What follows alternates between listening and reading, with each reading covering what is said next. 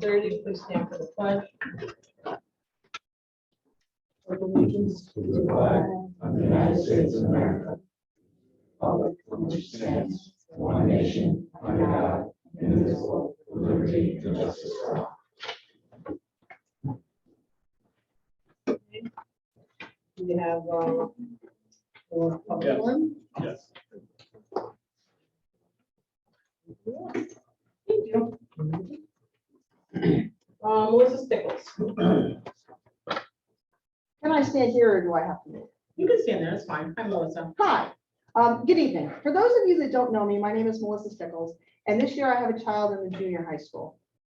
I came here today to plead with the board to really hear what parents and teachers have been saying over the last several months. I am not the first person to stand before you asking for your help with the shortage of the teaching staff. I believe it is a huge issue and one that will have long-term consequences that have yet to be seen. I understand that the lack of teachers is not just a Taconic Hills problem. Every industry in the country is facing staffing shortages. But I want to let you know how this teacher shortage has personally impacted the quality of education that my child is receiving. First, her art teacher left in the first quarter of this year. Until a replacement was found, this class was basically treated like a study hall. It was always a different teacher, and the students just had to sit in their seats and be quiet, getting no instruction. And the second instance was after a music teacher retired. With no replacement, his class was moved into the PAC during 7th and 8th grade choir. My child is in choir, and it has impacted her class because of the distraction those students would sometimes create by not having anything to do. And we all know that kids that are bored are bound to create distraction and get themselves into trouble. And while this has had a very small impact on my child overall, it still shows that other children's education has been negatively impacted as well. And third, we were informed last week that the French class my child has been taking since the beginning of the year is no longer, and they will now be placed in Spanish 7. There are less than 14 weeks left of school, and switching students to a different language is unfair. They are now going to be behind every other student that started Spanish 7 back in September. There is the added stress on these students to try and catch up, and more than likely an increased workload. They risk being behind and struggling their entire academic career with Spanish. This also has the potential to affect students' mental health because of the added stress. I understand that the district does not see any alternative at the moment, and I truly sympathize with the difficult decision that was made. However, I believe these personal experiences showcase the larger problem of teacher resignations, the inability to retain teachers, and the inability to acquire much needed replacements. Teaching is one of the professions that typically does not see a lot of turnover. Teachers aren't changing jobs every few years trying to climb a corporate ladder. Most teachers stay in their district for years, decades, or even their entire career. The staggering amount of teacher resignations over the last year is indicative of a district-wide problem, and it is drastically impacting the education our children receive. I'm not here to point fingers, nor am I saying that there is an easy fix to any of this. I'm hoping that by sharing our personal experiences, it will make you more aware of the situation. At this point, I do not feel that the district has the teaching staff to properly educate my child. Change needs to happen so that the education of the students at Taconic Hills is not jeopardized any further. I implore you to reevaluate what is going on within the district and seek change. The success of our students depends on it. Thank you. Thank you, Thanks, Melissa. Melissa. Thank you. Shane Smith. Good evening. So spring is in the air and the Taconic Hills Faculty Association has been very busy this past month.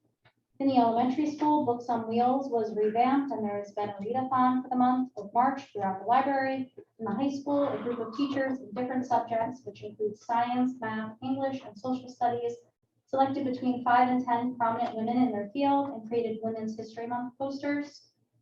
These posters are displayed throughout the high school hallways. The athletic department added phenomenal banners featuring notable student athletes that are displayed near the athletic fields. Tanya Fricke's book vending machine seems to be a hit, and grades 7 through 12 have been participating in the Titan Challenge Read Your Heart Out.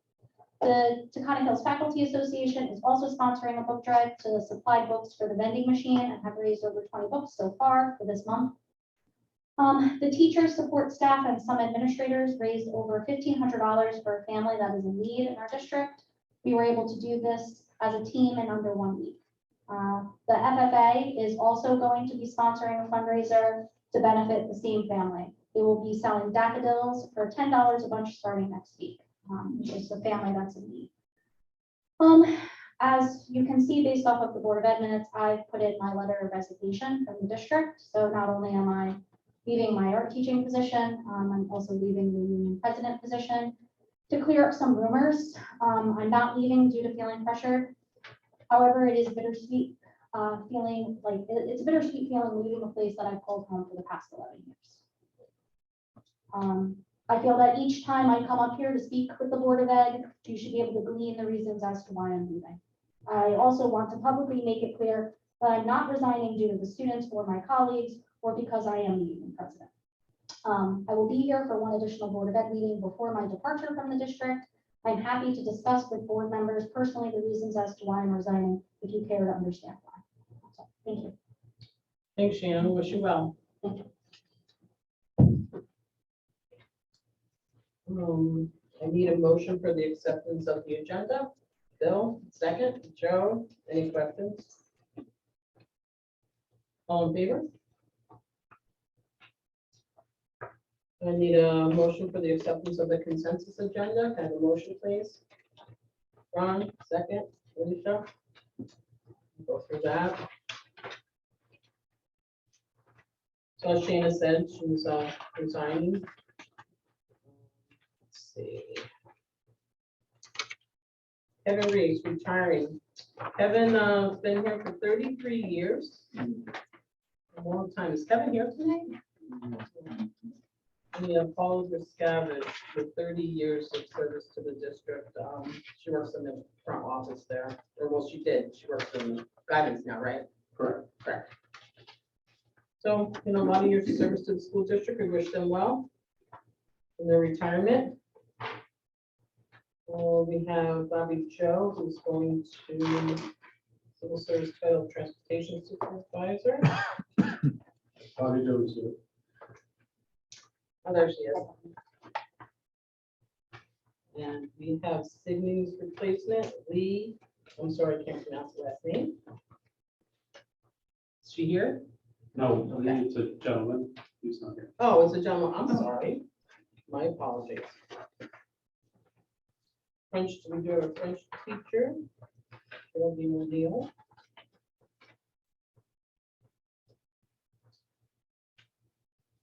And anything else? So I see that Joe Rocco is listed again as a tutor. We're correct. Oh, okay. It's a slight- Okay. Anybody got anything on the consensus agenda? Good.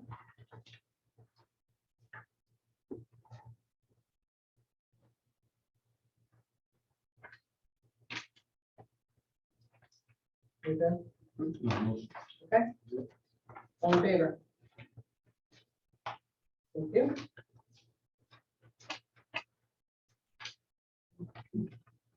Okay, we have presentation, budget workshops number 2. Dr. Neil Howard and Sybil Howard. So I'm going to talk a little bit in my report about our projections for next year. So we're going to wait on that. So we'll go right into the documents. Okay. I put up, I think, 4 new documents tonight. And then don't let me forget before I stop to talk about calendar items before we finish. Written down right here. Okay, so if you scroll down, I want to show you Angela Webster, her cost center, section 10. Oh dear, you might have to refresh.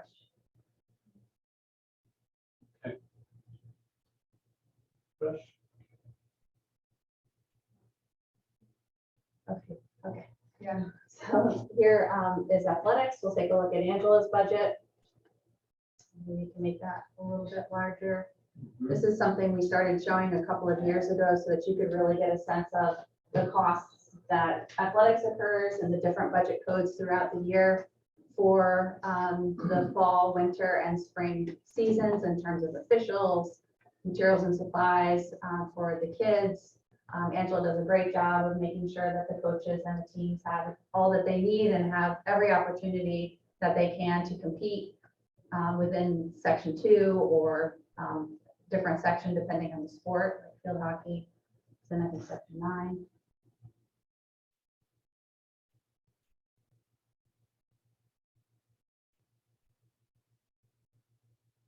The equipment budget, this number here is something she carries every year just for replacement or maintenance of items, the $2,500. But the soccer goals, the scoreboard for the elementary gym, and then the third huddle camera for the elementary gym, those are additions for this year and we're including on the budget initiatives document that we've been talking about. Her prior year budget amount for athletics, the $35,710. Those were all one-time items that we took care of this year. So those come out. And then this is some detail for officials payments. She does a great job budgeting for officials, being very judicious about how she uses them. They all submit vouchers. They actually have a contract. Officials actually have a contract. So those rates are set. They get paid for a little bit of transportation, a little bit of overages in case a game goes late or is delayed in starting. But we were pretty much back to normal this year with a full slate of games and competitions. So I think kids were pretty pleased about that. So trap isn't on there? There it is. Where it is? Yeah, Good, good. I need to go back to that, yes. Oh, I'm sorry. Yeah. And these don't represent stipends or anything. None of the salary costs. This is all just supplies. Yeah, and contractual items. Are we visiting that? We are taking a look at that. Yeah. And they'll just be starting up, I think, this season. And Angela usually comes and makes a report to you in the spring to talk about the experience of the athletic program for the year. So that's there and available for you to visit at any point. How much did her budget change from? The biggest change is due to the equipment because that fluctuates so much every year depending on if she needs anything. So I think it's on page 2. Neil. Where are the kids, are the kids bowling? The kids We have are- Where are they bowling now? The Cove. Great friend. Great Barrington. Close that? No, not. I don't know. So the only other place would be going over to Catskill. That's They where they're do bowling. compete there, yeah. They're bowling, they're practicing there. Okay. Where are they? It's a whole bowl. Yeah, bowling's a dying sport too. So that's quite a ways to travel. Right. You know, but we're providing opportunities for the children. At some point, you know, as we get smaller, we're gonna make some difficult decisions, possibly to drop some sports as it becomes more and more difficult to fill these rosters for teams. Is that end bowling or? Pardon me? Is that end bowl? Yes. You have a lot of people, you fill the slots? Oh, we did this year. Mhm. To my knowledge, I was not notified otherwise. That's really, I just said they, for the weekend. And I think the numbers for spring are good as well. We've had the best numbers so far for spring than we've had in a couple of years. Good. So without getting into the nitty gritty, People want to get back to. well, kids want to get back. I think parents are pushing the kids a little bit more when last year they didn't. But just so you know, kids have to stick with it. You know, the first couple practices out there are weeding out maybe a little bit. So, and there are various reasons why kids withdraw for, you know, their personal experiences and other things are happening as well. So, you know, sports do conflict with drama and several other clubs too going on. So still trying to stress the importance of the grades first and, But kids typically who are in sports and in grades do, or excuse me, the kids who have better grades typically are involved in several activities. What's reconditioning? You have many things that need to be reconditioned, football helmets, football pads, which are required to be inspected. And so that's part of that cost.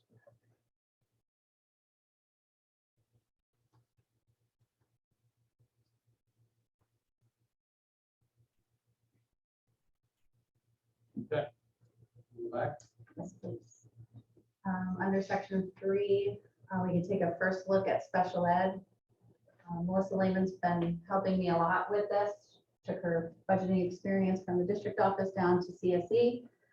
And actually right before the meeting, she emailed me some changes that I'll incorporate tomorrow. But remember, I know you've seen the backup documents that go along with this in the past. We've shared those in executive session where you've been able to look at specific children, and you've been able to look at placements, et cetera, and services that kids are getting.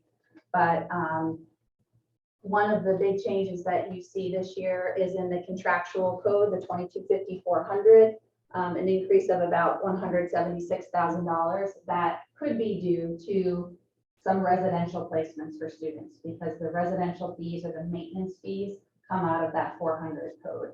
So that's what we're carrying right now. And then the reduction in the tuition code, the A2250-470, that could simply be that either kids are graduating or kids are moving maybe from a private placement to a Questar placement, and Stella's here so she can answer general questions too for you. And especially in the BOCES special education code, the 2250-490, we are seeing a few less placements there, and then there's at least one graduate, maybe two graduates. So again, that it's a little bit fluid at this point in time, but it's purely due to out of district educational placements. So the contractual is also the therapy services? Yes. And have there been any shortages as far as that's concerned, or any trouble with compliance with PTOT speech, It's a or good question for Stella. everybody's good? We're good. Thank you. We contract with advanced therapy, Yeah. or OT, PT, and then they I know we're provide- seeing at the rehab department, it's, there's major shortages. And we actually are in the 22-23 school year will be year 3 of a contract with them, so we'll need to do another RFP. So I would imagine, they're in a position like other agencies where they probably lack staff, but because of that contract, they have to provide it. Mhm. So I'm sure they're struggling as well. Questar did a great job of trying to keep costs in check. This year, they were hovering around the 2% mark for program rate increases, so we didn't see anything drastic coming out of Questar. The textbook program is switching, so that will be run by capital district process instead of Questar. But I do anticipate some more changes here in the next couple of weeks. But they're continuing to have meetings, so. The big update I wanted to show you tonight was section 4, payroll and benefits. So really starting to put salaries together. Can you get rid of that side? How do I do that? Maybe. There we go. Make it bigger. Yep. So Ashley's working on this together with me.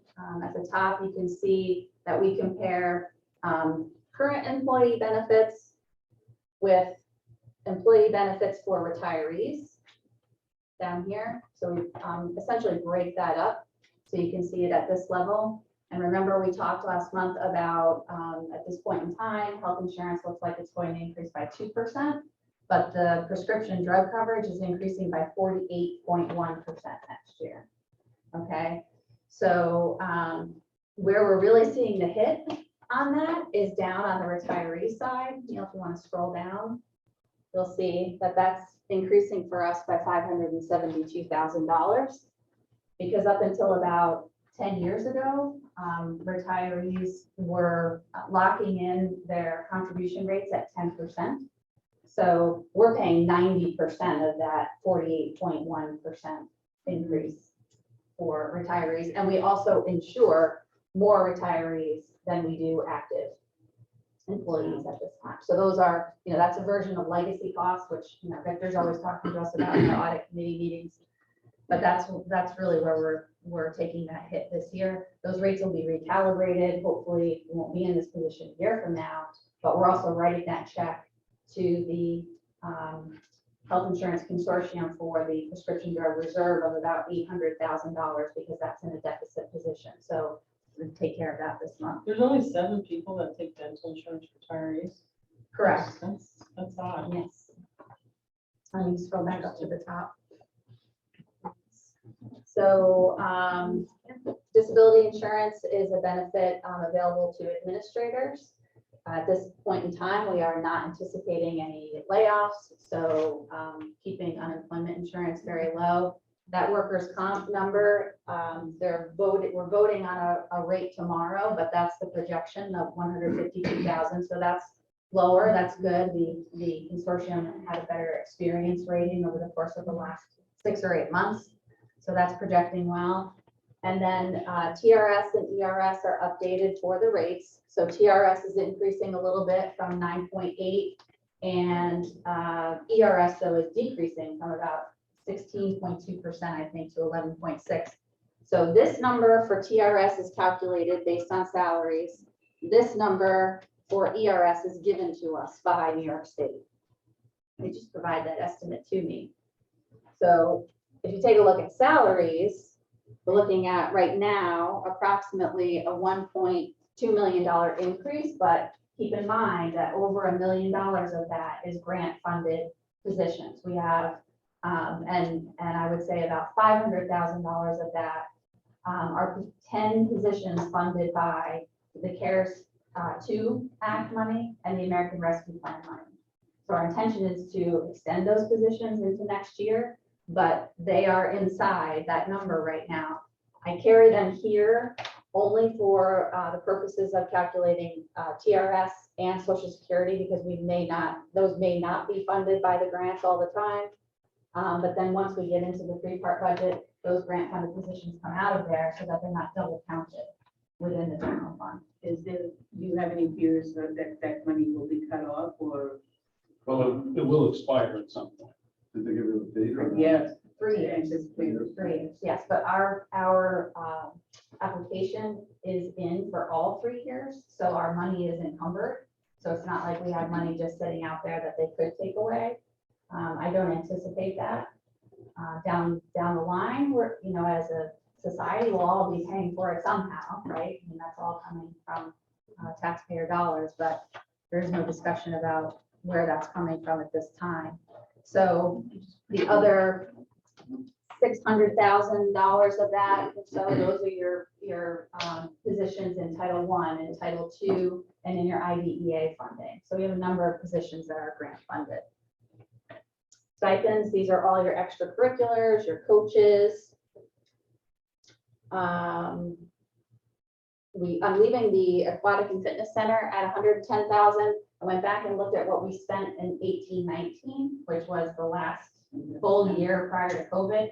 We spent $105,000 on lifeguard and aquatic center stipends. All those rates have increased a little bit over the last couple of years with the minimum wage increases. So leaving that at 110. And then these other payroll items, these are your attendance bonuses, your longevity, substitutes, extra pay. We are paying longevity in another unit this year that we have not been in the past. So that is attributed to that increase a little bit, but attendance bonuses are down. We are paying much less of those than we have in the past. And those are all contractual. Then here we just try to break up retiree benefits and just show you how much they account for our total health insurance budget. Medicare reimbursements, this is a number that Ashley calculates. That number is down that those reimbursements were only eligible to people who retired in the early 90s. So fewer of those people are receiving those reimbursements anymore. But as we all know, roughly 70% of our budget is people, right? People and benefits. So that's really where this cost is.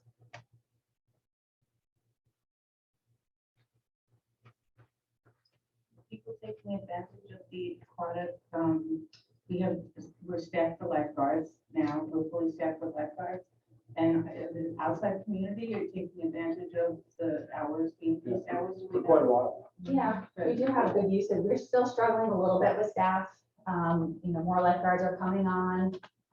We are not wearing masks anymore, but we are still keeping occupancy reduced just for some social distancing as we move toward normal again. But we are getting back there. It does have a lot of use. And we've had interest in doing pool parties again. So people have contacted us for that. Yeah, they do birthday parties in the pool area. They use the cafeteria for cake and, a couple hours. Go ahead and go Going back on one. school bus? Did you really? So the only other update I wanted to show you is, scroll back up, please. Section 5, the stipend summary. This is updated for current rates, current positions. I'm not going to scroll through the entire thing, but each section is color coded and has a backup document that provides the detail for all of the positions. So every year we anticipate that we will fully fund and have all of these clubs and all of these sports. So, we don't usually fund them all, but we budget as if we will fund them all. And one of the only outliers here, the applications for curriculum development projects for faculty are due at the end of the month. So that number isn't in here yet. Team will meet and talk about funding. I also anticipate that I'll have some American Rescue Plan money to fund those projects as well. So we may not need to carry as much on the general fund side.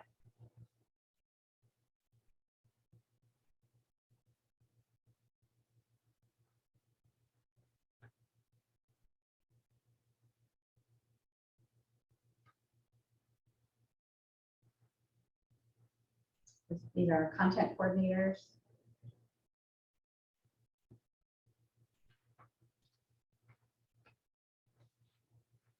And all of the coaching positions.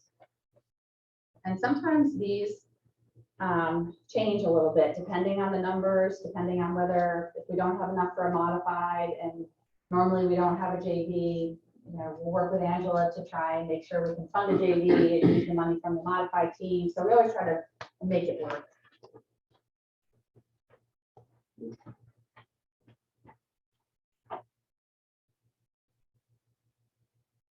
They have a unified team this year?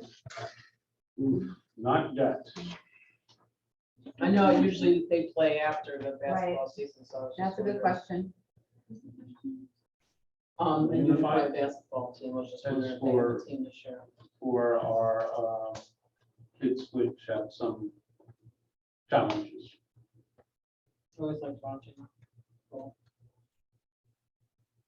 And it's it's not a slightly different rules they follow.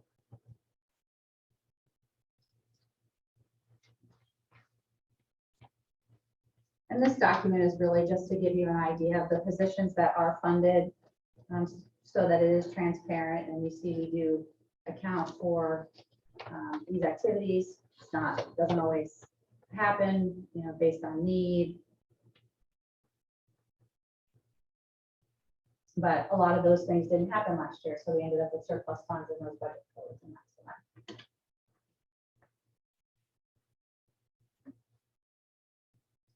So I just wanted to kind of give you an idea of where we're going. So our next budget workshop is on April 6th, right? Wednesday, April 6th. Should have everything pretty well buttoned up for you by then, so that then we can look at where we are compared to the the tax levy formula and our menu of options, and what we want to do in terms of appropriating fund balance or using any reserves toward funding the budget. There's a couple of updates that Joe will talk about in his audit committee report as well. I'll include that.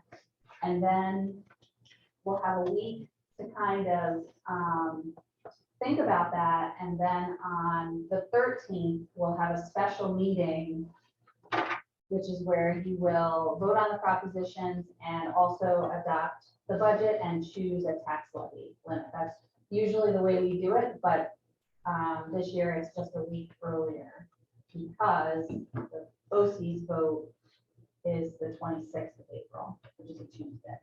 So that's a regular. Jumped right up on it, didn't it? Well, we have things, filings required by the state that are before the BOCES vote this year, which is different than in years past. Yeah, usually it falls around the same time. So Unfortunately, we'll have to meet 3 times. The time for the meeting on the 6th is what time? Makes sense to do 6:30, normal, regular time, 6:30? And on the 13th? 6:30, yeah.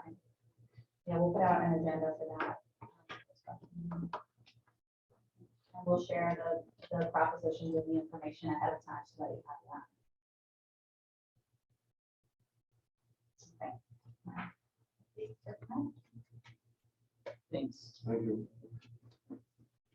There we go. All right, yeah, go ahead. Reports Superintendent Dr. Dale Howard. Go ahead. All right, so over the weekend, the Senate and the Assembly introduced their own state budget priorities in reactions to the governor's executive proposal. Both houses formally approved the respective budget resolutions. Terry sent that around to you to take a look at.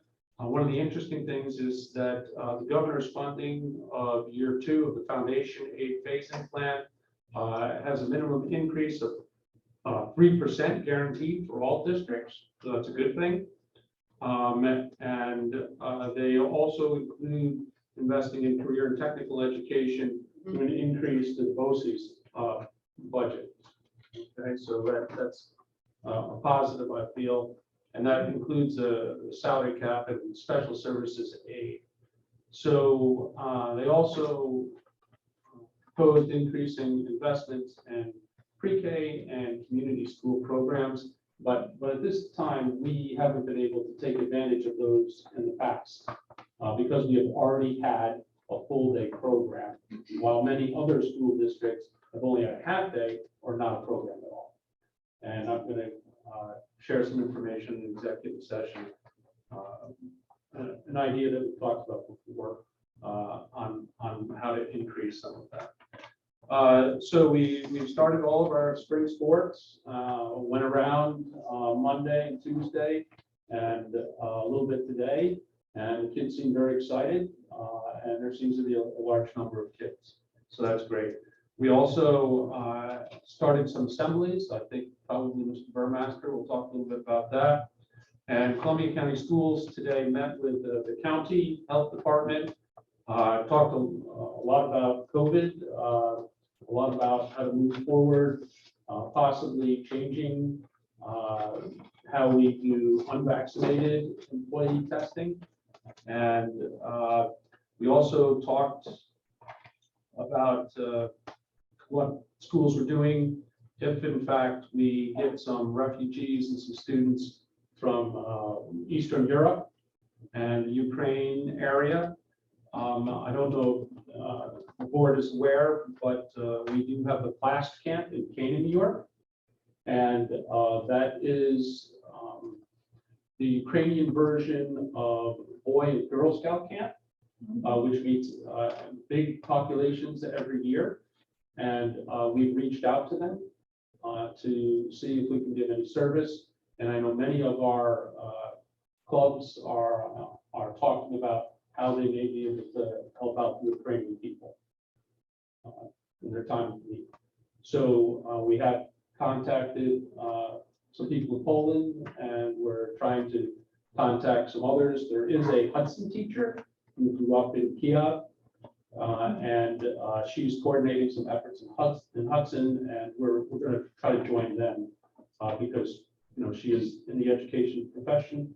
We've also reached out to some other organizations, such as the Ukrainian Church in Hudson.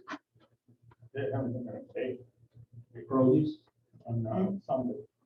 At the church?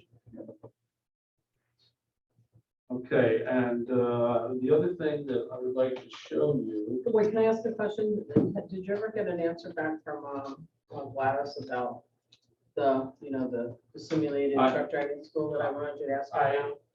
I got a roundabout answer that the superintendent committee is looking into that, but no decisions have been made yet. The other news I have about Gladys Cruz, Dr. Cruz, our Questar superintendent, is that she ran for president of the American Association of School Administrators, the biggest administrative group in the country, and she was elected president. So it's kind of a feather in her cap, and I can see now, at least our area will have a little bit more clout and possibly making some decisions such as how to influence the legislative body to probably, well, I hope to make it easier to have opportunities for kids, like training in the truck driver area. Great, Okay. awesome, thank you. All right, so I've updated our numbers a little bit on the chart. We just want to remember that, of course, the children drive our staffing, and this is mostly deals with core teachers. I've updated some numbers. So we have 42 on the census currently. This is this year, and this is what we expect in 9/1 of 22. That right now would be a maximum on the census. And as we know, kids move in and out, and the elementary is trying to contact these folks because not all of them have filled out the paperwork and got into our lottery. We're probably not going to need to have a lottery, but we are proceeding as if we will. So again, here are the numbers. We can tell from last year or this year, we have 52 in those classes, those 3 sections. And next year on our census, actually, we have 64, so we have more. So again, kids go to private school, kids are homeschooled, but these 2 are our census numbers. You can start to see the total number here, pre-K 12, and total number projected for next year, taking these kids and moving them diagonal here to here to here, moving from there down 1. Okay. So basically what changed a lot from last time is I did have 5 sections here in 7th grade, and the average was in the neighborhood of 13. Well, I can put it back. I can show you that then 13.6 as an average for a section is a little low, and would be considered probably not appropriate. But when we go to 14, then we can go back, and then we're up to 17, which is more in line. All of these numbers are extremely favorable based upon our current number. A wild card is always the needs of the kids and what they need. So I've always said that it's not necessarily the number of the kids, but it's the direct instruction of the teacher. So we're looking at all of that. Some of the ideas that go into these numbers and goes into our decision making, Operation Graduation. I don't think we have a lot in that class, or do we have any in that class for this year? That was something that a couple of years ago. Yeah, we do have some in the class this Okay. year, but our numbers have dropped with some kids moving out during the year. So distance learning plays into that. I've already talked about the census number. One thing that we're going to be talking about, we haven't yet this year, is looping, multi-age room possibly. Some of you may remember Cindy Schiller did that about 15, 20 years ago. So it's not really a new idea, but it just, Oh, you don't do that anymore? no, The pendulum My has, daughter was in, what, with Weedy Clark. yeah, I remember those. Yeah. So currently, our pre-K census, as I said, is 42. We're looking closely at the number of labs, what course offerings we can have and sustain, and what courses have student interest. And of course, that always affects our section numbers. In the AP classes, we've had to alternate years on some of that. So again, we try to balance everything. Okay, any questions? All right, thank you. Thanks. All right, we have the audit committee for the FAFSA. Okay, thank you. We met tonight, and reviewed the federal single audit that was being approved tonight. There were no financial findings. The program documentation issues have been corrected. The bond refunding occurred last week. We will save $373,000 in interest over the remaining life of the loan until 2027.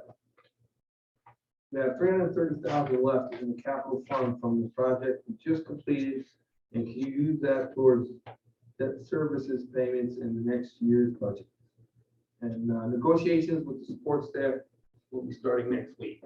That's about it. Any questions?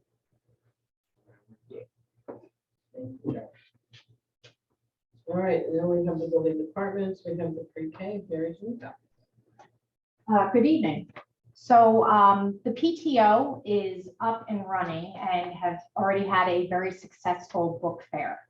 And so I just want to thank all of the parents, teachers, and staff that were involved in that venture. We are currently preparing for our ELA state assessments. And we are fortunate enough to have Terry Hoffman and also John Dodds and his IT staff helping us with that. Because we are doing computer-based testing. We no longer do the paper tests. So John and his team have been very involved and very supportive and helpful. And on a personal note, it's nice to be back. I was amazed at how kind and generous the people of this community are and have been to me. And it was unbelievable. It was very humbling. And I also would like to thank Darby and Henry for helping to, run the elementary while I was gone. Thank you. Good to be back. Next up, Jim. Right up. Thanks. I'll stand up so I don't have to bob my head around to see everybody. Maddie's going to tell you in a little while a little bit more about that assembly that we had. The reason why we're able to do some of these is just the change in COVID conditions, and it's great to be able to bring a full group of kids into the auditorium now. It's great to see so many faces, and when you haven't seen faces that aren't mask covered in 2 years, we're starting to learn what everybody looks like again right now, and even the students are seeing, friends or students that they don't even recognize from not seeing them without masks for that long period of time. What I want to just kind of focus on in my last minute or so is just all of the different programs and that huge budget that you guys go through every year and prepare are all ultimately about supporting instruction in the classroom and getting kids to learn.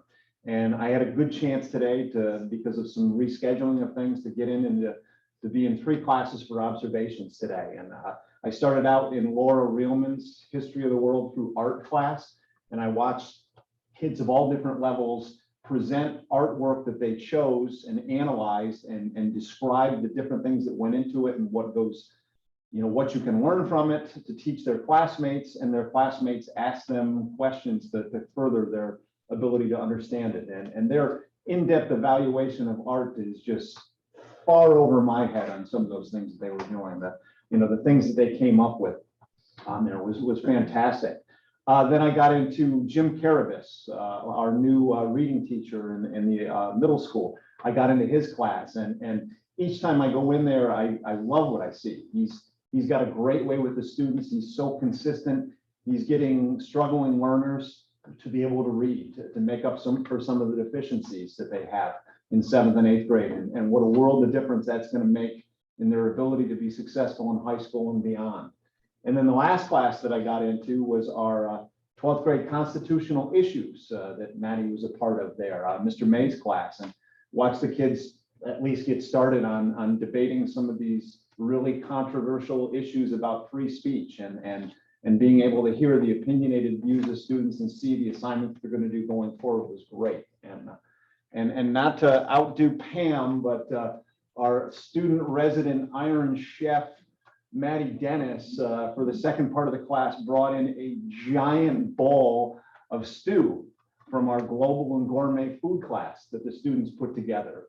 And I didn't get to taste it myself because of my own food allergies, but I can tell you that of the 18 students that were in there, they plowed into it and they loved it. It's just a, example of what our students are doing, but also really good things that are happening in our home and careers classes or family and consumer science classes by our new teacher, Suzanne Edelman, who's doing some great things down there. So it was great to see today. Thanks. Actually, is there any way we can maybe have a presentation and see a debate? I would love to see that.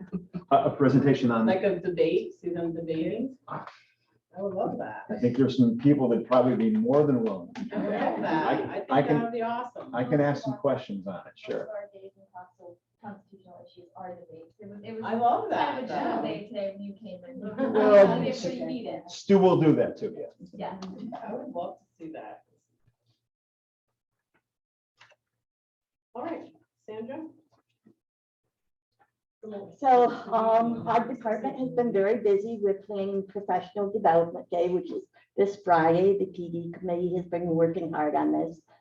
It's always our program development day. So we have people going all over the place, doing all different kinds of things that help develop their program, and similar to what just was discussed with Jim. It should be a great day. We're going to start off with pancake breakfast that our smoothies start off in November was so popular that we came back with something different, and March is maple month for those of you that are into agriculture, so we decided to do a pancake breakfast to kick that off. So that should be a great time. We did building activity, team building block into the day also. So really happy with the support that we have on that.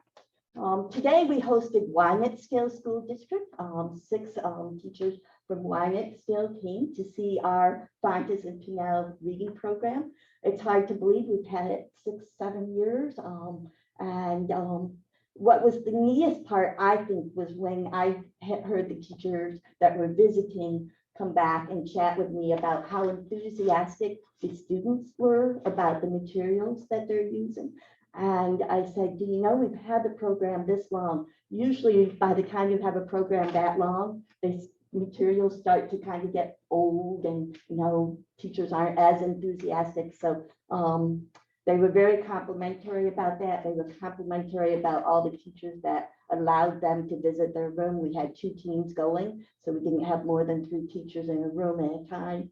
And I just want to thank those teachers that came forward and were comfortable having somebody else come in their room and take a look at what they were doing. So I'm really grateful for that. And I think it was a real plus for us to have a school visit with us from the Prestar Voices. The next thing I want to talk about is a couple of appointments that you have on your agenda tonight. I think this really brings out the importance of community relations. We know we're down a French teacher. I went and spoke with one of our community volunteers from the Arts and Humanities Committee because I knew she had a French conversation group. And I was able to secure the part-time French teacher through that avenue.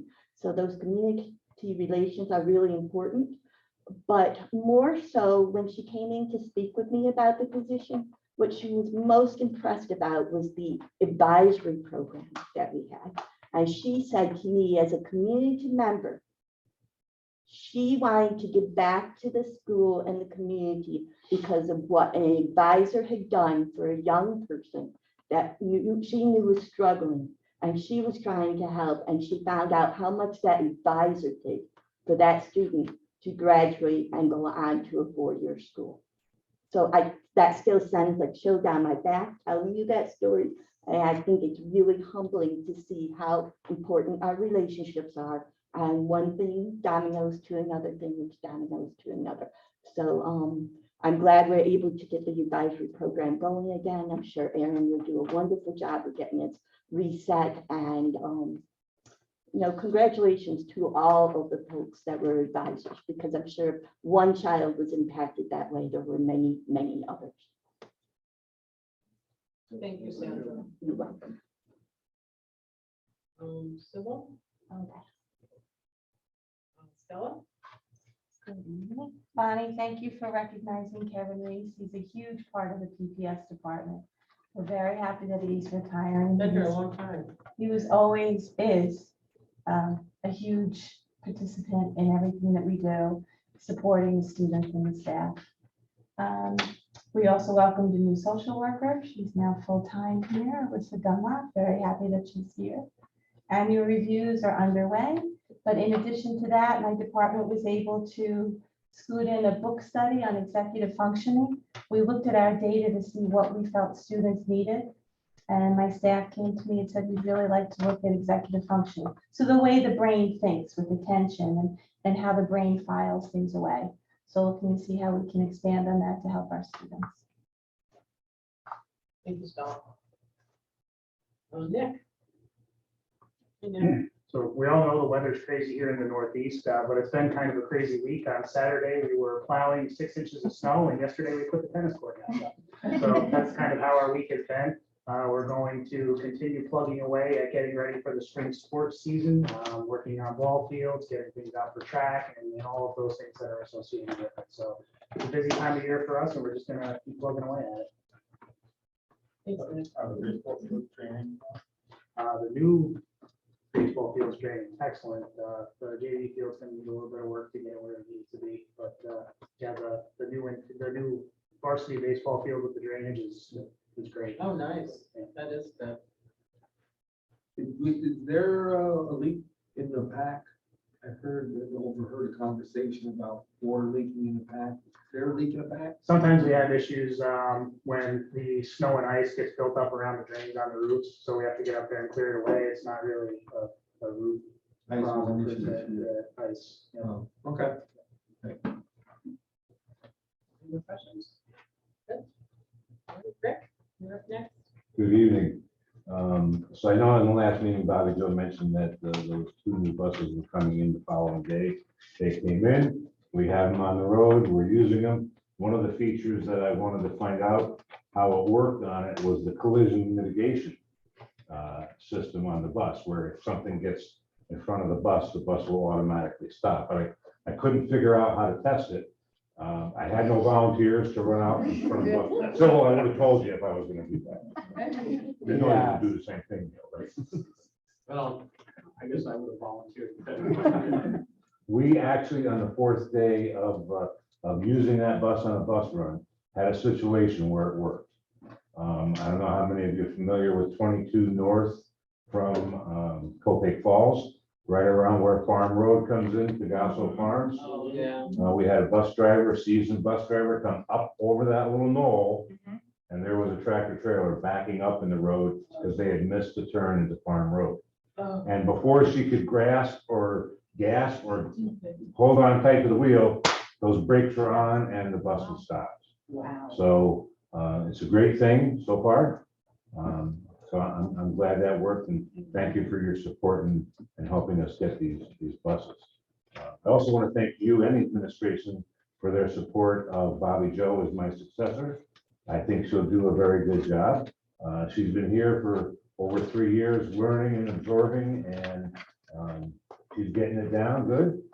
She's probably in a lot of ways more prepared for this than I was when I came in. I had to learn everything from scratch. So I think she's got a head start on this, and I think she'll do a good job. So thank you. Thanks, Rick. Rick, any estimate on the damage to that bus?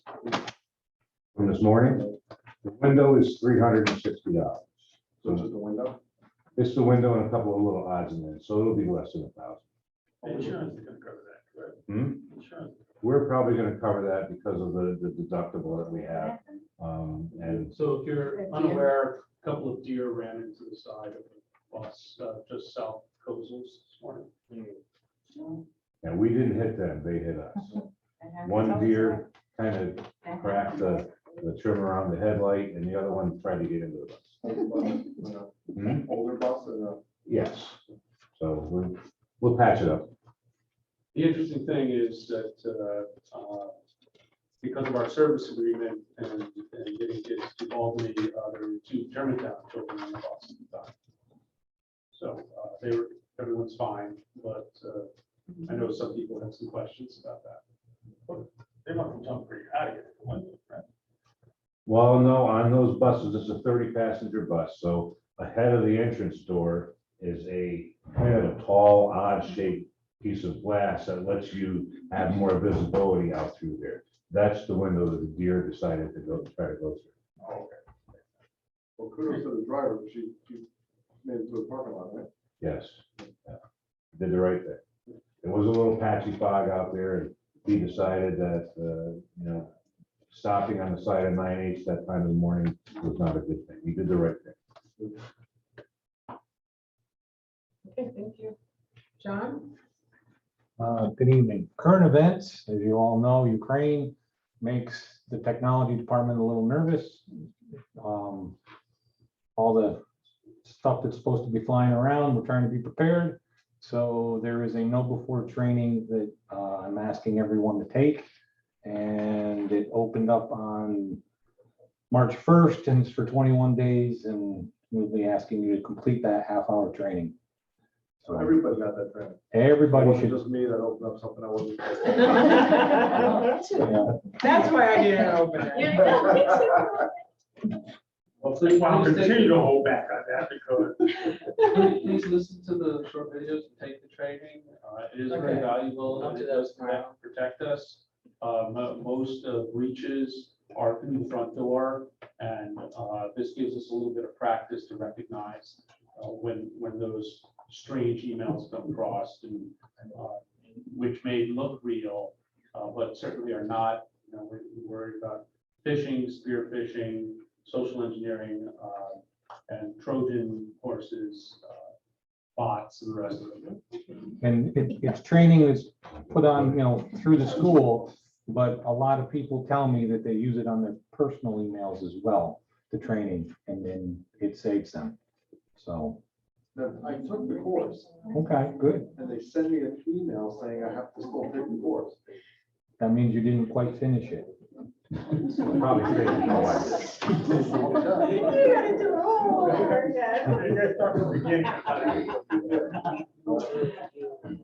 Sorry. So we at Conic Hills do a pretty good job of this. We're one of the, I think we're the, don't hold me to this, but there are other schools in the county that have had significant damage done to their systems because of people opening things they weren't supposed to. So we've been pretty good so far, and the staff has been excellent in training. So we're on top of it. Have you noticed stuff, John, from this whole thing in Ukraine? You were getting stuff in like that area? Not, I haven't personally seen anything yet. I did have an employee was compromised on their personal device, and it sent emails to our school and texts. So I talked to that individual and she got a new phone. So I'm waiting for Verizon to send me their cut. All right, thank you. Next up, Pam. Okay, we have a guest chef today for tonight's meal. Annie did the chili. She made the chili and the cornbread. So I can't take any credit for it. All I did was wheel it down here. Our supply issue is getting a little bit easier.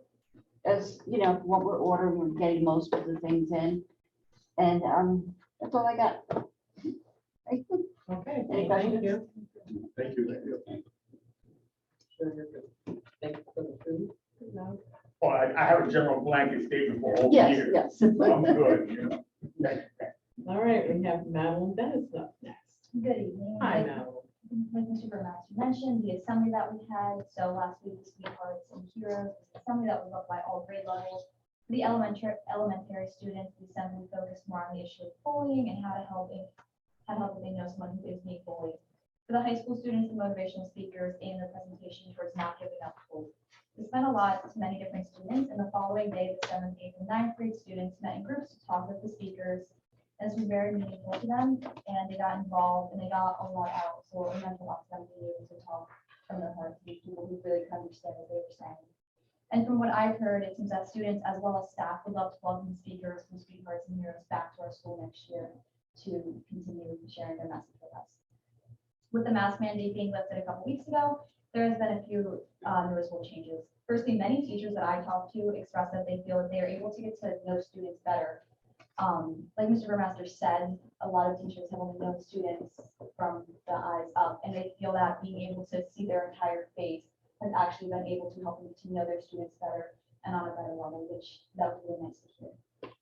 The National Honor Society students helped out last week at the elementary book fair. Many of the members thought that it was great being able to get back onto the elementary side of the building and help out with something that was very meaningful to the elementary students. And we really saw kind of how much we loved it reflected back in those students. So it was really nice being able to see that again.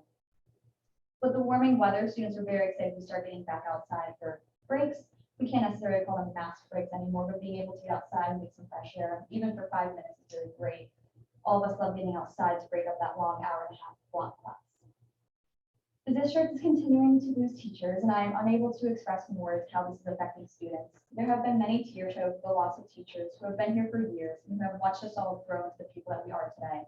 Many are concerned about the availability of classes in the future due to the ever-growing teacher shortage.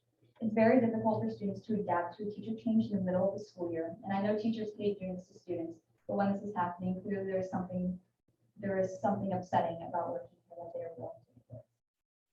And that is it. Thank you. Okay, and that concludes the reports. We have no old business at this time. So new business, we have a memorandum of agreement with the Taconic Hills Support Faculty Association. Can I have a motion, please? Joe, second? Bill, any questions on the memo? All in favor? Thank you. I'm gonna combine B and C. These are approvals for field trips. One is to Boston and Salem, Massachusetts. The other is a field trip to Hancock Shaker Village. Can I have a motion, please, for those? Terry, second. Ron, any questions on those? All in favor? Thank you. So I forgot how to pronounce it. Seeker type 2 resolution. Thank you. So we have a seeker type 2 resolution. I'm not reading all of that, but it's for the project. Just to make sure that it's environmentally correct. So can I have a motion, please? Terry, second. Joe? Any questions? All in favor? Thank you. Okay, E is the acceptance of the independent auditors report that Joe spoke about in his report. Can I have a motion, please? Motion? Bill, second?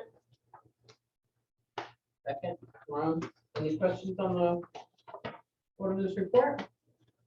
All in favor?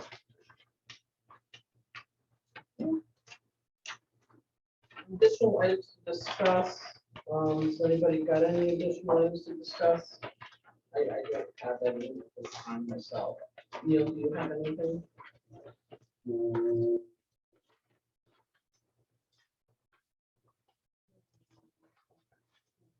Yeah, we went over the meetings. There's that. Okay, I'm going, can I have motions to go into executive session to discuss contract negotiations? Oh, I'm sorry, public forum, do we have another second one? No, okay. Motion for executive session? Bill, second, Ron?